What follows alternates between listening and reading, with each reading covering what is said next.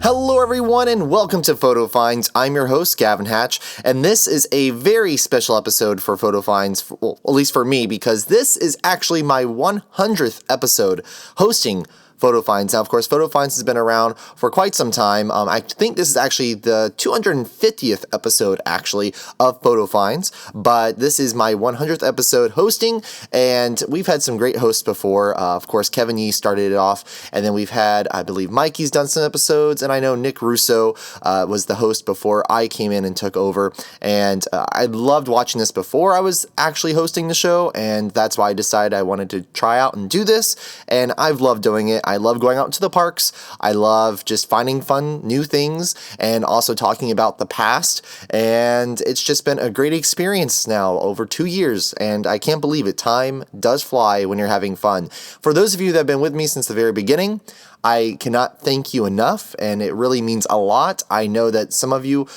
comment every single week, and I read every comment, and I try my best to respond to those, and I do see your thoughts, and I see your opinions, and I love continuing the conversation of what we talk about on Photo Finds in the comments below here on YouTube. So thank you guys so much, and for those of you that have been watching Photo Finds since the very beginning, even before me, it really just means a lot, and I appreciate all your support, and I'm excited for this week's episode because I love SeaWorld. I love going to the parks, SeaWorld and Busch Gardens.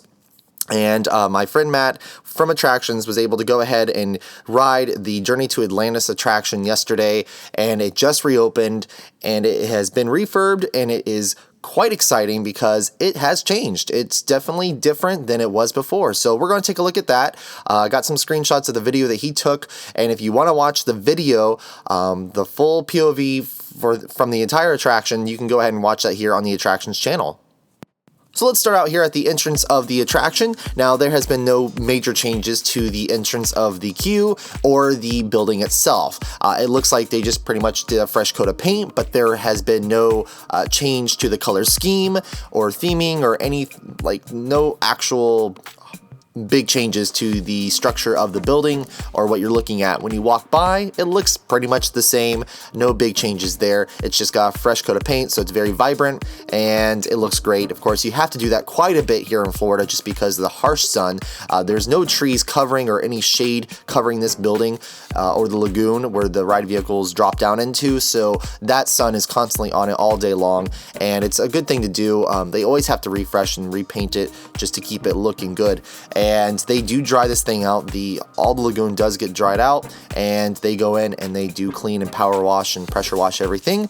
And again, no big changes though out here on the outside, except I did notice that the boats that you actually ride in, the ride vehicles for Journey to Atlantis, no longer have the SeaWorld logo on them. From what I could see, there is no logo. They used to have the SeaWorld Parks logo on the left and right side, and it was kind of something that you'd always see in all the advertisements and commercials. When that boat would drop down from the hill, you'd see it, and I always thought it was kind of weird because I've never seen any other park. Disney does not put the Disney World logo or Disneyland logo on their ride vehicles. Same thing with SeaWorld or with Universal. So SeaWorld's done that though on their coasters, such as Kraken. On the front of it, they always put the SeaWorld logo there, and they've always done it for Journey to Atlantis as well. But they have removed those, it looks like. They painted over that, and it's just white. And I think their reasoning behind that is they're trying to definitely make this more themed, maybe.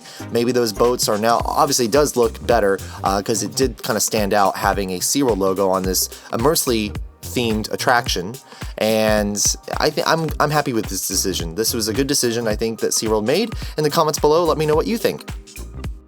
Now, as you walk through the queue, you'll notice that there has not been any big, huge cosmetic changes. I'm sure they just did some touch-ups here and there with paint, where paint has been chipped off from guests, putting feet and leaning on walls and touching things, but it looks like it's essentially the same queue. It's still partially covered. It's still, I technically call it outdoors, even though you are inside of a building, but it's open air, and there are lots of fans, though. I'm not sure if they've added more fans, but it does look essentially the same, and this queue does get pretty long, especially in the summer, because of course a water attraction is very popular, so those fans definitely help. As you come up to the load ride area, the load platform is the same. It doesn't look like there has been any changes there, but you still get a closer look at the freshly painted boats and ride vehicles as you get in. So in the first show scene to your right hand side, the door used to open up on one of those buildings there in the seaside village scene that we're in right now, and the door would open and there would be a gentleman in there telling you to wait and a Mies will show you the way to Atlantis. Well, that has been taken out, and it's an effect that never worked. It hardly ever worked. Anytime I wrote it, it was always, the timing was off and it just did not do very well. The character was not very recognizable because obviously it was just created for this attraction, so I see why they probably took it out instead of putting money into making it better, because the screen itself was kind of worn. They could have put in a high definition and refilmed it and put a high definition screen and made it, look good, but I think SeaWorld was trying to go ahead and do this refurb without putting any more money into it that they needed to. So they went ahead and just took it out altogether. The boats still stop here, and after a few seconds they move forward into the water and you make your way to Atlantis. Now, as you start making your way towards Atlantis and go into the water in the boat, music starts to play. Now, this is not just any ordinary music. I thought, oh, they went ahead and created a new soundtrack for the attraction, but they didn't. What they are doing is they are reusing the soundtrack from a show that used to actually be in SeaWorld Orlando. It was called Allure, The Call of the Ocean. So that soundtrack now plays throughout the entire attraction at Journey to Atlantis. So if you're a fan of that show, you will hear the music now being played anytime you ride this ride. Now, it's a good soundtrack. Does it fit in here with Journey to Atlantis? It actually kind of does. It's not too bad actually, but it's still not perfect. It's better than them playing the Beetlejuice soundtrack, which is what you used to hear towards the middle of the ride. You used to hear the Beetlejuice soundtrack being played, and that has now been removed. So that's a good move on SeaWorld's part, even though it was kind of funny hearing that when you rode this attraction. But that show has closed, and now the music is playing during the entire attraction.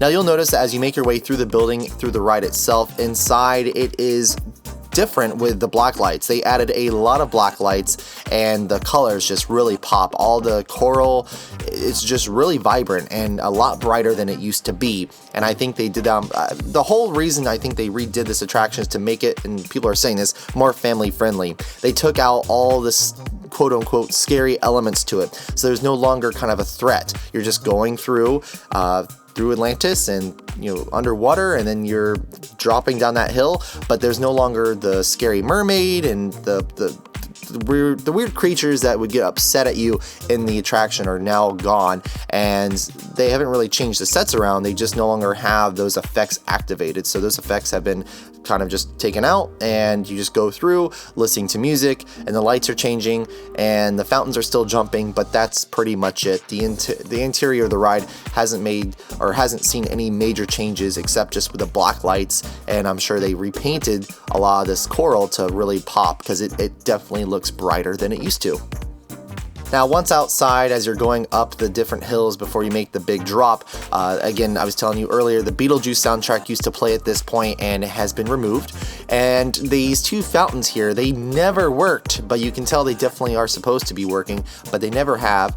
And even before the reverb, I never saw them turned on, and I thought maybe they would fix it, or maybe they would add the water effect here, but they have not, so it's just still not working, or maybe they just don't want it to work, but it does look like there's supposed to be water coming out on these pillars here on the sides. Now, right before you make the big drop, they used to have water squirting every which way around here, kind of like what they do on Ripsaw Falls at Universal Orlando and Islands of Adventure.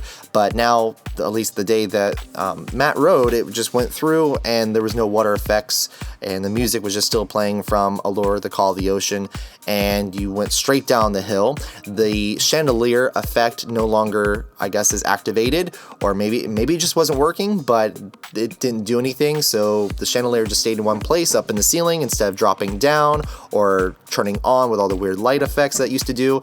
So it's just a simple drop down into the lagoon. Now, once you've made the big drop, there is the smaller drop that gets you actually more wet than the first one, and it's in all this like the rock work here, and there used to be this really loud sound effect and voiceover of the, I don't know if she was like the evil queen or the evil mermaid looking woman from the beginning of the ride. She would say like, "Leaving so soon? I think not."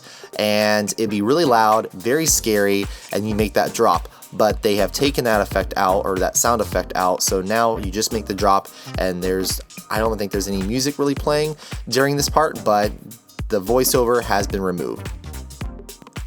Now the rest of the attraction is pretty much the same. The interior is still dark, and there's all these different candle effects, and you still do that big weird twisty roller coaster type of drop into the final lagoon in the attraction, and it's a really fun part of the ride. The ending though has a different soundtrack at the very end as you're coming up to the unload. They do have the finale from Allure, The Call of the Ocean, playing. So again, all throughout the attraction, it's the soundtrack to that show, which is available on iTunes and Google Play, and you can, it's really interesting. So if you really like the music, you can buy it and have it on your phone and listen to it anytime you want.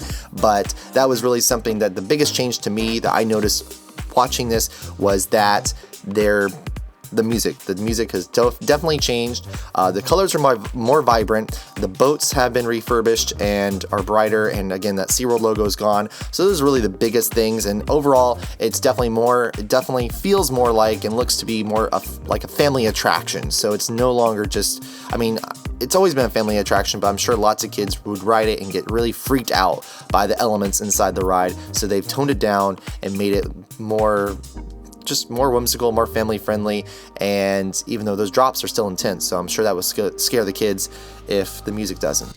But it's overall a really good ride. I like it. I love going to SeaWorld. And if you guys enjoy it, and if you, just comment below in general and tell me what you think of the changes made. Tell me if you've been on it or if you're going to go on it, and comment below. I'd love to hear from you. And that will do it for this week's edition of Photo Finds. Again, my 100th episode. I cannot thank you guys enough. Thank you for everything, all the support over the past 2 years as I've done this, and I'm going to continue doing it, and it's just really a really fun thing to do each week for you guys, and I'm always open to ideas for making things better and changing things up, and so just again, comment below and let me know what you think, and of course, make sure you subscribe to Attractions Magazine, and until next week, get out, have fun, and enjoy those parks.